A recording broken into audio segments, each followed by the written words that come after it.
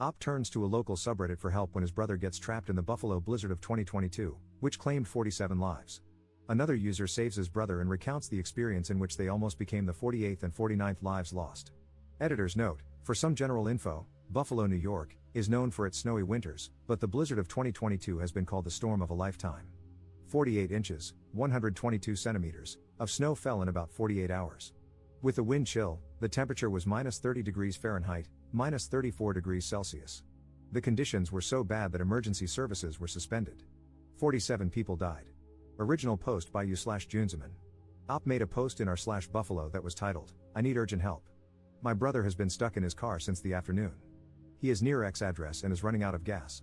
We have tried our best to contact the fire department, police, and tow companies but haven't received any help yet. Please, someone help me. Any help or suggestions would be greatly appreciated." A comment from a local about the conditions in the area. Volunteer firefighter here.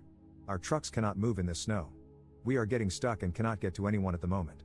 At least 50% of the town's fire apparatuses are stuck somewhere. I hate to say this, but if you can contact him, tell him help is probably not coming.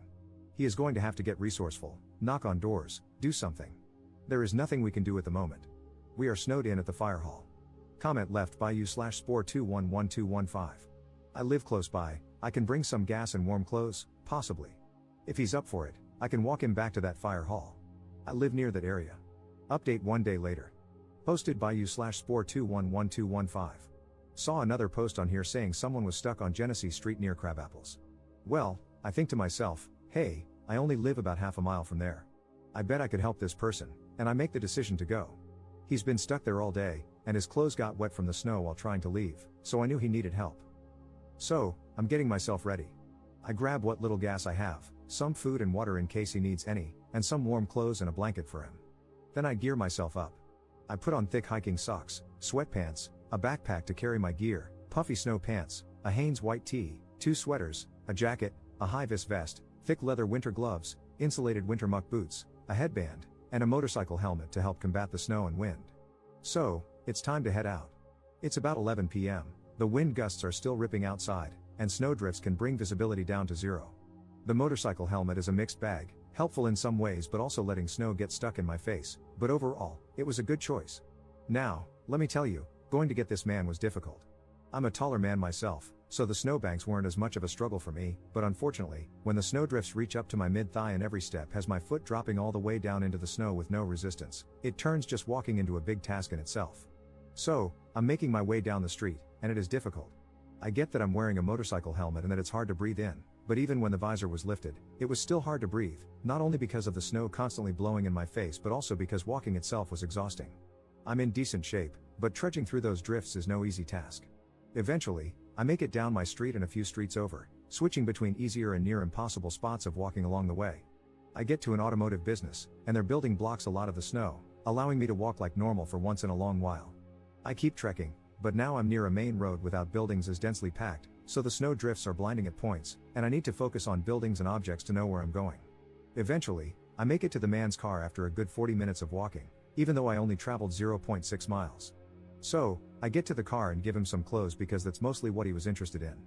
He didn't care for any gas, food, or water, but I made sure to offer it to him just to be sure. He changes and gets ready to make the trek himself with my help. After a few minutes, he's ready, and we're on our way.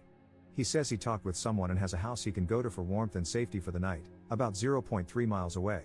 Alright, sounds good, let's head there. We make our way there. The man is not well dressed for the weather, but you've got to work with what you've got. He has regular sneakers on, his pants, my snow pants that I gave him, the hat I gave him, the sweater I gave him, and his shirt underneath. He throws a blanket over his head as a kind of protection against the wind and snow. It's bad out. My tracks from just a few minutes ago are all but gone, but I know the way I'm going, so it's alright.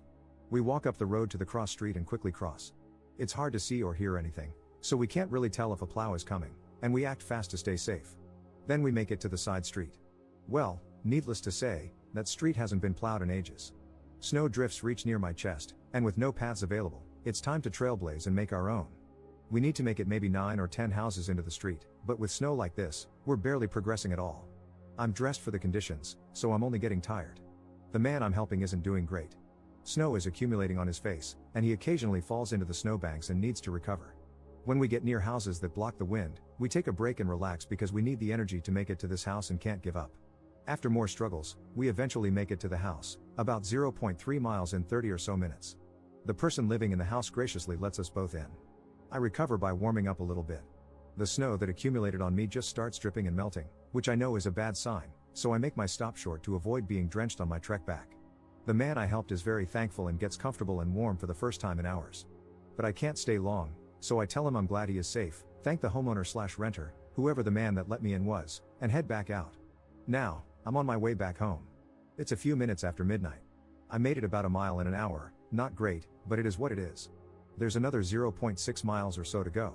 My phone is getting caked with ice at this point, but surprisingly, it keeps working throughout the whole trip without any issues. Time to make my way back.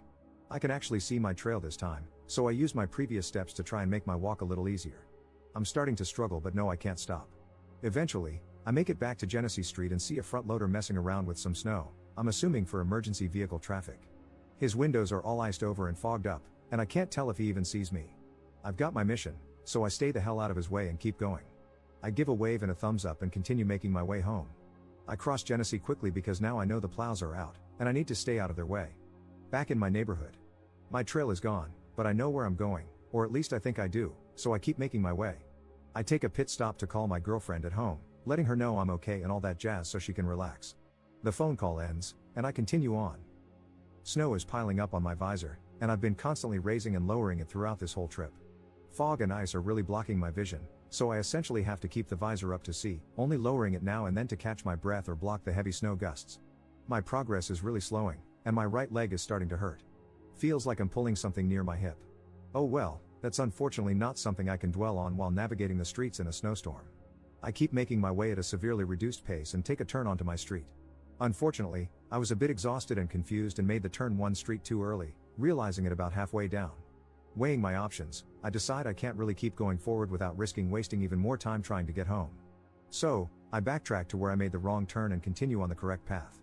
Eventually, I make it one street further and take the correct turn. I am getting exhausted, and my leg is really starting to bother me. No matter, gotta keep going. I hook a left and am on the final stretch home. The foot trail is gone again, so I'm on my own for making a path. The snow drifts are getting bad and extremely difficult to get through. I start counting my paces and can only make between 10 and 25, usually only 10, before I need to stop and catch my breath. Gotta keep going. That trail's on for a while. Eventually, I start walking right up against people's houses if the snow drift has made a path where there's less snow. I'm close to home but very, very tired. Thankfully, for the most part, the snow is at least at my back on this path. I keep struggling but can't give up. I am making nearly no progress, but I gotta get home. Eventually, I can see my house light but still have little energy to make it there. 10 steps. 10 steps. 10 steps. I'm close. I see the last section of snow near my house. 5 steps. My leg is really hurting. 5 more steps. Boom. Home. I am exhausted and ready to drop. I make it in the door, and my girlfriend helps take off all my clothes, backpack, and whatnot. I'm caked in snow but stayed warm throughout. I try to take my helmet off, but the snow caked onto the back of my head so much that my hair had ice in it, making it stick together. She had to melt the ice with her hands to get it off.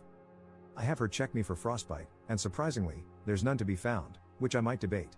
At the time of writing this, my ears are still a bit numb and have a funny feeling, but nothing of much concern. It's almost like the feeling of Novocaine at the dentist, but to a much lesser extent. Then I relax. She has hot cocoa ready for me as I walk in, and now I just get to relax. I earned this hot chocolate. Mission success, helped a man get home safe and got home myself. A comment from the homeowner who took you/Junzeman's brother in. Thank you man, you saved the guy's life. May Allah bless you. I'm the homeowner you guys came to help.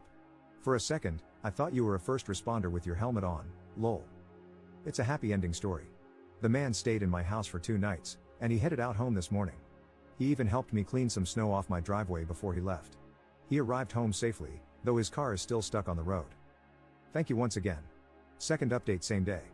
Posted by you/Junzeman. Last night, I made a post asking for help from my brother, who was stranded in the snow. After posting, I received lots of suggestions and advice. Then, out of nowhere, this man came and offered his help. Shout out to this kind human angel, you/Spore211215, for helping my brother out of the snow in Buffalo last night. This man deserves all the love, prayers, and gratitude for risking his own life to save a stranger. My family will forever be indebted to him, and I just want to help share his story in the hope of spreading some good news during this holiday season. Please help me make this local story known. Thank you, and happy holidays.